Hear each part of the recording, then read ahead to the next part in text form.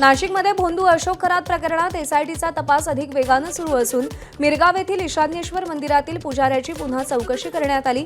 पूजाविधीच्या नावाखाली खडे रत्न आणि बनावट अंगठ्या देत भक्तांची आर्थिक फसवणूक केल्याचा आरोप आहे।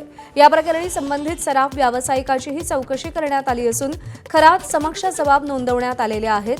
देवाचा अवतार असल्याचं भासून आर्थिक फायदा केल्याचे पुरावे समोर येत असून या सगळ्या व्यवहारांचा तपास एसआयटीकडून सुरू आहे। नाशिकमध्ये नामांकित कंपनीत महिलांवर लैंगिक अत्याचार आणि बळजबरीने धर्मांतर प्रकरणात 5 आरोपींना न्यायालयीन कोठडी सुनावण्यात आली आहे। या प्रकरणातील 5 आरोपींना काल न्यायालयात हजर करण्यात आलं। त्यामध्ये तौसिफ अत्तार, रजा मेमन, शाहरुख कुरेशी, शफी शेख, आसिफ अन्सारी अशा 5 आरोपींचा सहभाग आहे। या सगळ्या आरोपींना न्यायालयीन कोठडी सुनावण्यात आली आहे। तर याच प्रकरणाची आरोपी आणि कंपनीतील एचआरलाही गुरुवारी पुण्यातून ताब्यात घेण्यात आले।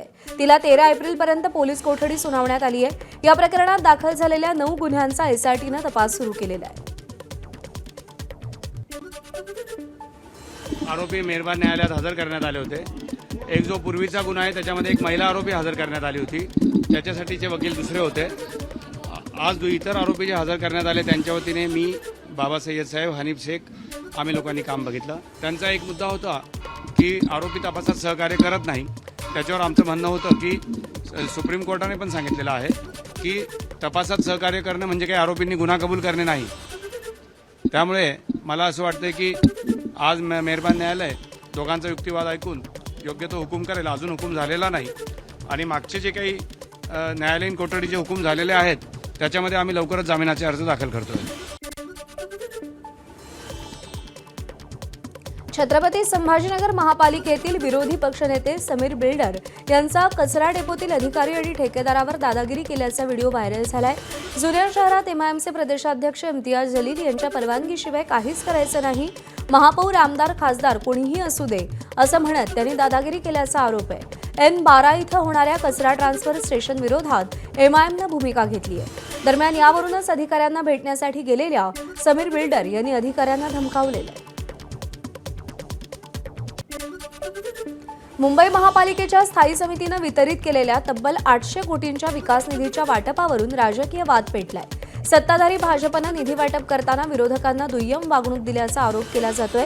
पहिल्यांदाच निवडून आलेल्या एमआयएमच्या 8 नगरसेवकांना किमान 2 ते 3 कोटी रुपयांचा निधी देण्यात आलाय।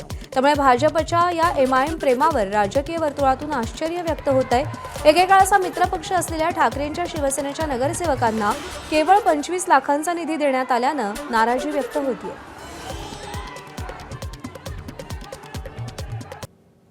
शासकीय व प्रशासकीय महिला अधिकाऱ्यांच्या पहिल्या मराठी साहित्य संमेलनाला आज सुरुवात होणार आहे। मुख्यमंत्री देवेंद्र फडणवीसांच्या हस्ते आज संमेलनाचं उद्घाटन होणार आहे। तसंच मराठी भाषा मंत्री उदय सामंत, माजी पोलीस महासंचालक रश्मी शुक्ला यांचीही उपस्थिती असणार आहे। 11 एप्रिल आणि 12 एप्रिल असे 2 दिवस हे संमेलन होणार आहे। छत्रपती महाराणी ताराराणी यांच्या 351व्या जयंती वर्षानिमित्त त्यांना अभिवादन करण्यासाठी सरहद संस्थेच्या पुढाकारानं या संमेलनाचं आयोजन करण्यात आलं आहे। नवीन महाराष्ट्र सदनातील क्रांतिज्योती सावित्रीबाई फुले सभागृहात हा सोहळा होणार आहे। सकाळी 9:30 वाजता ग्रंथदिंडीनं सुरुवात होईल। त्यानंतर संमेलनामध्ये माजी पोलीस महासंचालक रश्मी शुक्ला, मुंबई पालिका आयुक्त अश्विनी भिडे यांच्या प्रकट मुलाखतीचं आयोजन करण्यात आलंय। संध्याकाळी मुख्यमंत्री देवेंद्र फडणवीस उद्घाटन सोहळ्याला हजर राहून संबोधित करतील। बॉलिवूड अभिनेता रणवीर सिंगनं काल नागपूरला दिलेल्या भेटीनं सगळ्यांचं लक्ष वेधून घेतलं। त्याचा हा दौरा अत्यंत गोपनीय ठेवण्यात आला होता। यावेळी रणवीरनं रेशीमबाग इथल्या डॉक्टर हेडगेवार स्मृती मंदिर परिसरात जाऊन आद्य सरसंघचालक डॉक्टर केशव बळीराम हेडगेवार आणि द्वितीय सरसंघचालक गोळवलकर गुरुजी यांच्या स्मृतीस्थळावरती आदरांजली वाहिली। संघाच्या स्मृती मंदिर परिसरात रणवीर सिंगनं काही वरिष्ठ पदाधिकाऱ्यांची भेट घेऊन त्यांच्यासोबत चर्चा केल्याचंही समजतंय। रणवीर सिंग दुपारी 4 वाजता चार्टर्ड विमानानं मुंबईहून नागपूरला आला। त्यानंतर रात्री 8च्या सुमारास पुन्हा मुंबईकडे रवाना झाला। दरम्यान धुरंधर चित्रपट बॉक्स ऑफिसवर नवनवे विक्रम प्रस्थापित करत असतानाच रणवीरनं नागपुरात येऊन केलेल्या या अभिवादनाची सध्या जोरदार चर्चा रंगली आहे। मागच्या काही दिवसांपासून राज्यातल्या अनेक भागामध्ये पावसाळी हवामान होतं आणि त्यामुळे कमाल तापमानात काहीशी घट झाली होती।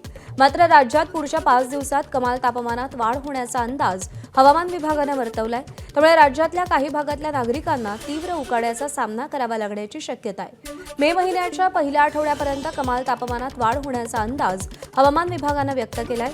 या दरम्यान राज्यातल्या काही भागात तापमानाचा पारा 40 अंश सेल्सिअसच्या वर जाण्याची शक्यता वर्तवण्यात आलेली आहे। म्हाडाच्या घराचं स्वप्न पाहणाऱ्यांसाठी आनंदाची बातमी आहे। येत्या आर्थिक वर्षात म्हाडा राज्यात सुमारे 13,012 घरं उभारणार आहे। म्हाडाच्या मुंबई, पुणे, कोकण, नाशिक, अमरावती, छत्रपती संभाजीनगर, नागपूर या प्रादेशिक मंडळांमार्फत ही घरं उभारण्यात येणार असून घरांच्या बांधकामासाठी 2026-27च्या अर्थसंकल्पात तब्बल 10,585 कोटी रुपयांची तरतूद करण्यात आली आहे। विशेष म्हणजे मुंबईत येत्या आर्थिक वर्षात विविध उत्पन्न गटातील 2,538 घरांची उभारणी करण्यात येणार असून त्यासाठी 6,747 कोटी रुपये खर्च करण्यात येणार आहे। पश्चिम रेल्वेवर रविवारी सांताक्रूज आणि गोरेगाव दरम्यान जम्बो ब्लॉक घेण्यात येणार आहे। रेल्वे रूळ, सिग्नल यंत्रणा आणि ओव्हरहेड उपकरणांच्या देखभालीची कामं करण्यासाठी हा ब्लॉक घेतला जाईल। यावेळी सांताक्रूज आणि गोरेगाव स्थानकादरम्यान अप आणि डाऊन जलद मार्गावर सकाळी 10 ते दुपारी 3 वाजेपर्यंत अशा 5 तासांचा जम्बो ब्लॉक घेण्यात येईल। या ब्लॉक कालावधीत सांताक्रूज आणि गोरेगाव दरम्यानच्या जलद मार्गावरच्या सगळ्या गाड्या धीम्या मार्गावरून चालवल्या जातील। या व्यतिरिक्त या ब्लॉकमुळे काही उपनगरीय सेवाही रद्द राहतील। बुलढाण्यात समृद्धी महामार्गावर मेहकरजवळ काल तिहेरी अपघात झाला। त्यामध्ये 2 जण गंभीर तर 5 जण जखमी झालेत। अपघातग्रस्तांना मदतकार्य करणारे जखमी झालेत। एका नेक्सा कारनं समोरच्या अज्ञात वाहनाला जोरदार धडक दिली। धडकेमध्ये चालक गंभीर जखमी झाले। दरम्यान अपघातानंतर मदतकार्य सुरू असतानाच मागून येणाऱ्या दुसऱ्या कारनं पुढच्या इनोव्हा कारला धडक दिली आणि या धडकेमुळे दोन्ही वाहनं पुढे उभ्या असलेल्या नेक्सा कारवर जाऊन आदळली। दुसऱ्या धडकेत मदतीसाठी थांबलेले ट्रक चालक मोइजुद्दीन शेख गंभीर जखमी झाले, तर महाराष्ट्र सुरक्षा दलाच्या 4 जवानांना किरकोळ दुखापत झाली। दुसऱ्या अपघातात इनोव्हा कारला धडक देणाऱ्या कारमधले 2 जखमी झालेत आणि चालक घटनास्थळावरून फरार झाला। एबीपी माझा, उघडा डोळे बघा नीट।